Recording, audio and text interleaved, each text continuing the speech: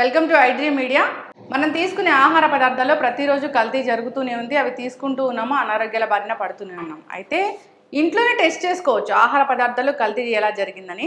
So simple టెస్ట్లే ఉన్నాయి.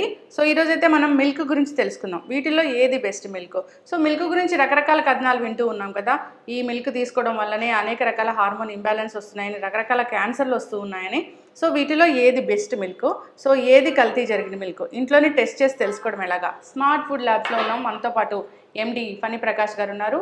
So junior scientist Himasri గారు ఉన్నారు. సార్ నమస్తే. మేడం నమస్తే. సో ఈ రెండిట్లో అసలు ఏవి కల్తీ పాలు, ఏవి మంచి పాలు, అసలు ఏం కలుపుతారు దాంట్లో? చిక్కదనం కోసం కావచ్చు, లేదా పాల క్వాంటిటీ పెంచడం కోసం కావచ్చు, అవి మన ఆరోగ్యం మీద ఎలాంటి ప్రభావం చూపిస్తాయి? అంటే దీని పాల కన్నా ముందు నేను చిన్న ఒక పాయింట్ చెప్దాం అనుకుంటున్నాను. సోర్స్ ఎక్కడి నుంచి వస్తుంది మనకి అంటే యానిమల్కి ఫస్ట్ ఫీడ్ పెట్టాలి కదా. బలమైన ఫీడ్ పెడితేనే పాలు వస్తాయి. ఆ ఫీడ్లో ఫ్యాట్ అన్ని కూడా ప్రాపర్గా ఉంటేనే బయట అవుట్పుట్ కూడా ఫ్యాట్ వస్తుంది, మంచి పాలు వస్తాయి.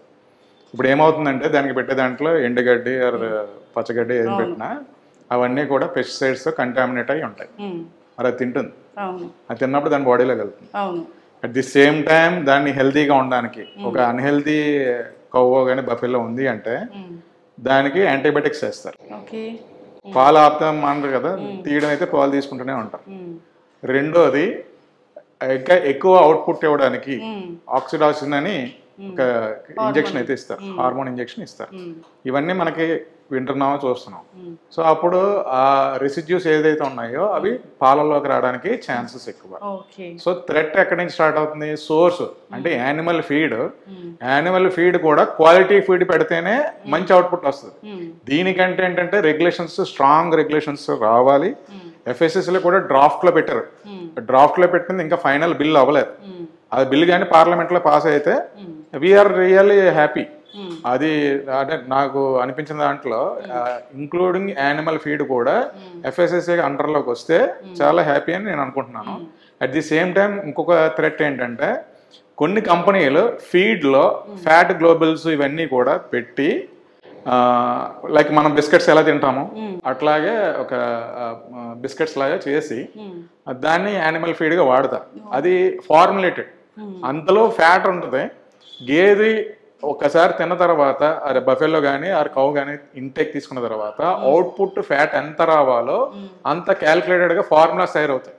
అంటే లోపల ఇప్పుడు బయట ఫ్యాట్ ఇచ్చాము, అది లోపల డైజెస్టివ్ నేచర్లో వెళ్ళి బయటకి ఎల్యూట్ అవ్వాలి. బట్ అది యాక్చువల్ ఫ్యాట్ ఏదైతే ఇచ్చామో అదే ట్రాన్స్ఫార్మ్ అయితే అది హెల్తీ ఫ్యాట్ కాదు కదా బయటకు వచ్చేది. అంటే సైంటిఫిక్గా కూడా మన ప్రాపర్ అప్రోచ్ ఉండాలి.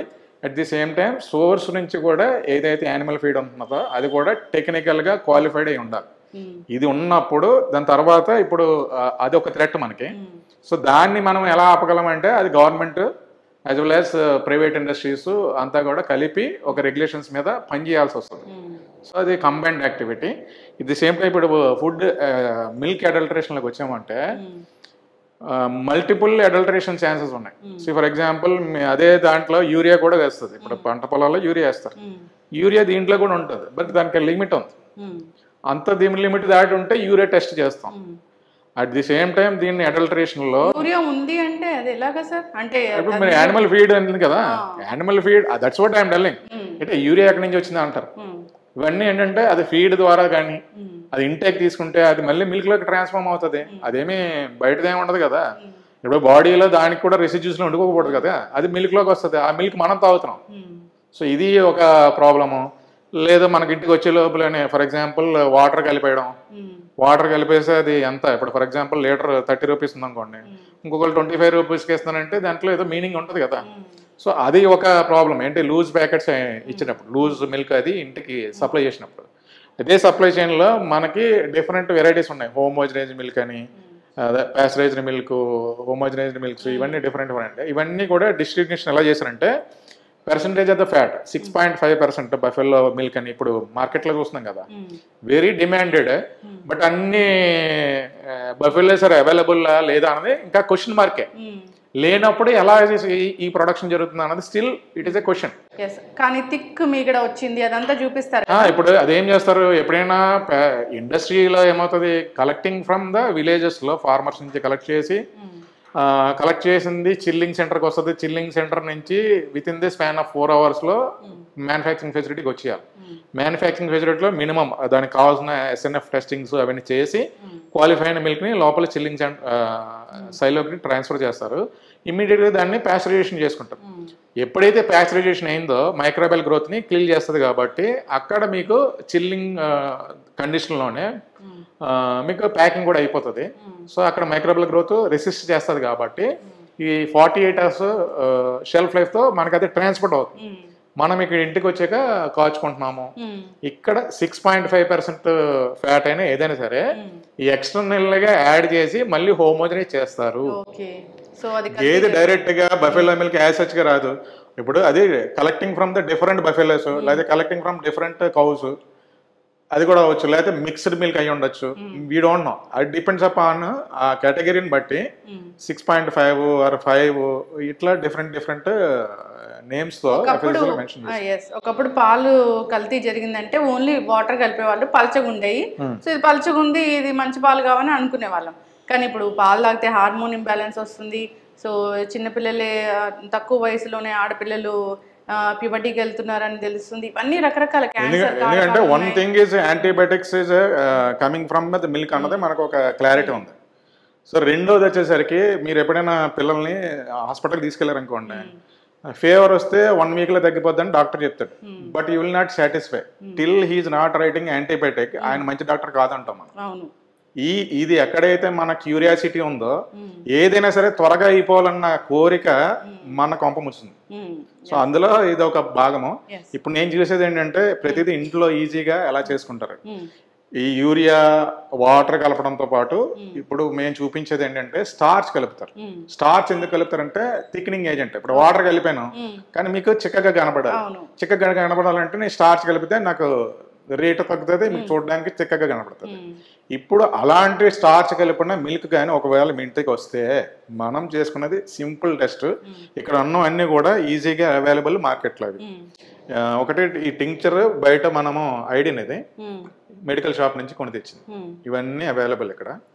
ఇప్పుడు హిమశ్రీ చేసి చూపిస్తుంది ఏది మంచి మిల్క్ ఏది చెడ్డ మిల్క్. ఒకసారి దాంట్లో ఉన్న కలర్ వేరియేషన్ వచ్చిన దాని తర్వాత ఎక్స్ప్లెయిన్ చేస్తాను. First of all iodine solution ఇది ఒక 2 ml వరకు ఇందులో మిల్క్లో యాడ్ చేసుకోవాలి. 1 glass మిల్క్లో.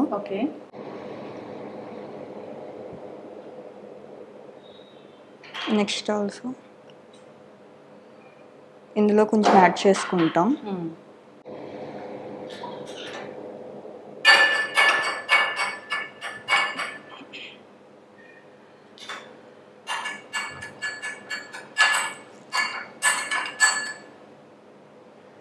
ఇది కలర్ చేంజ్ అవ్వలం అంటే మనకు అయోడిన్ సొల్యూషన్ లా కనిపిస్తుంది. అయోడిన్ సొల్యూషన్ ఒకటే ఉంది బట్ ఇది చూస్తే కలర్ చేంజ్ అయింది. సో ఇందులో స్టార్చ్ ఉంది కాబట్టి అది బ్లూ కలర్ వచ్చింది. నార్మల్ మిల్క్ అయితే నార్మల్ మిల్క్ అందులో రాదు. అందులో స్టార్చ్ లేనట్టు ఇందులో స్టార్చ్ ఉన్నట్టు. ఇలాంటి స్టార్చ్లు కలిపి అసలు ఎవరికి ఎలాంటి మెసేజ్ ఇద్దామని అర్థం కావట్లేదు సార్. నిజంగా థిక్ మిల్క్ కోసం ఇంత చేస్తున్నారు. ఎన్ని రకాల అనారోగ్య సమస్యలు వస్తూ ఉన్నాయో. సో ఈ కలర్ చూస్తే నిజంగా భయంకరంగా ఉంది.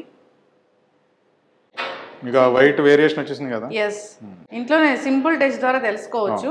సో బయట దొరికే మిల్క్ కన్నా ఈ ప్యాకెట్ మిల్కే మంచివేమో అనిపిస్తుంది ఇప్పుడు ఇది చూస్తే. అంటే అక్కడ అట్లీస్ట్ ఒక సిస్టమ్ ఉంటుంది.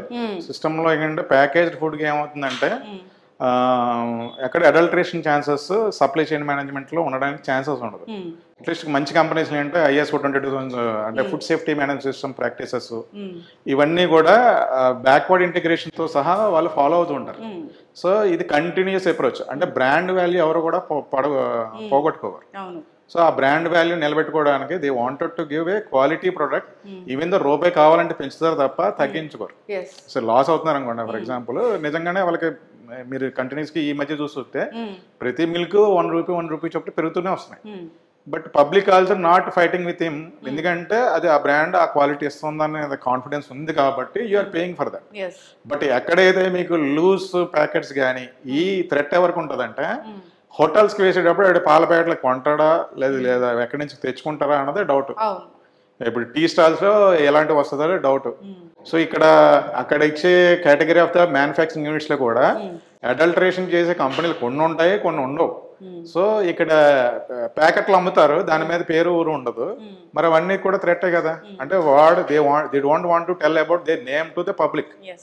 సో ఇవన్నీ కూడా అందరూ చెడ్డవాళ్ళని మనము ఇందులో కొంతమంది చేయడం వల్ల ఆ సమూహంలో మనం కూడా ఒక భాగస్థలమే కాబట్టి డెఫినెట్ గా పబ్లిక్ హెల్త్ మీద ఇంపాక్ట్ చూపించినప్పుడు మనం రియాక్ట్ అవ్వాల్సిందే. ఖచ్చితంగా సార్. సో ఇలాంటి స్టార్చ్ కలిపారు, ఈ పాలు మనం రోజు తీసుకుంటున్నాము, ఎలాంటి అనారోగ్య సమస్యలు వస్తాయి? స్టార్చ్ ఉందనుకోండి, ఫర్ ఎగ్జాంపుల్ స్టార్చ్ కలిపాడు, మోర్ స్టార్చ్ మనకేంటంటే డైజెస్టబుల్ కెపాసిటీ ఉంటుంది కాబట్టి డైజెస్ట్ అయిపోద్ది కాబట్టి మీకు ఇంపాక్ట్ తెలియదు. బట్ యూఆర్ పేయింగ్ మోర్ అంటే సబ్ స్టాండర్డ్, అంటే క్వాలిటీ ఒక 3% ఫ్యాట్ ఏదో ఉండాలి మేడం. స్టార్చ్ కలిపి తిక్కగా వచ్చేసింది, బట్ అందులో ఉన్నది 1% ఫ్యాటే ఉంది. But you're losing your amount. నేను మిమ్మల్ని చీట్ చేస్తున్నాను ఇలా చేయడం వల్ల. సో స్టార్చ్ ఇంటేక్ తీసుకుంటారు, బట్ ఇట్స్ నాట్. అప్పుడు మీకు ఏమవుతుందంటే మామూలుగా ఏంటంటే ఆ మిల్క్ తాగితే మీకు ఆకలేస్తుంది త్వరగా, ఇది తాగితే ఇంక మీకు ఆకలి అవుతుంది. అదే డిఫరెన్షియేషన్. ఓకే, అంతే కదా సార్. ఆ స్టార్చ్ ఎక్కడి నుంచి వస్తుంది, ఎలాంటి కాంపౌండ్స్ అనేవి ఉంటాయి దాంట్లో అనేది కూడా మన హెల్త్. ఆ స్టార్చ్ మంచి క్వాలిటీ కాకపోతే బ్లోటింగ్ ఇష్యూస్ వస్తాయి. అవును. పాలు తాగాము మనకి ఎందుకు ఆకలి వేయట్లేదు, పాలు తాగాము మనకు బలం రావట్లేదు, ఇలాంటి వింటూ ఉంటే సో ఇలాంటి సబ్స్టాండర్డ్ చేసి అడల్టర్ చేసినప్పుడు ఇట్స్ ఎ బిగ్ క్రైమ్. ఖచ్చితంగా సార్. ఇలాంటివి జరగకుండా ఉండాలని కోరుకుందాం. సో నిజంగానే పాలు ఎక్కడి నుంచైనా తీసుకున్నప్పుడు ఒక 2-3 రోజులకు ఒకసారి ఇలాంటి టెస్ట్ ఇంట్లోనే చేసుకోవచ్చు కాబట్టి టెస్ట్ చేసి దాన్ని కంటిన్యూ చేయాలా లేదా అని ఆలోచించాలని కోరుకున్నాం. చాలా చక్కటి ఇన్ఫర్మేషన్ అండి, ధన్యవాదాలు. Thank you.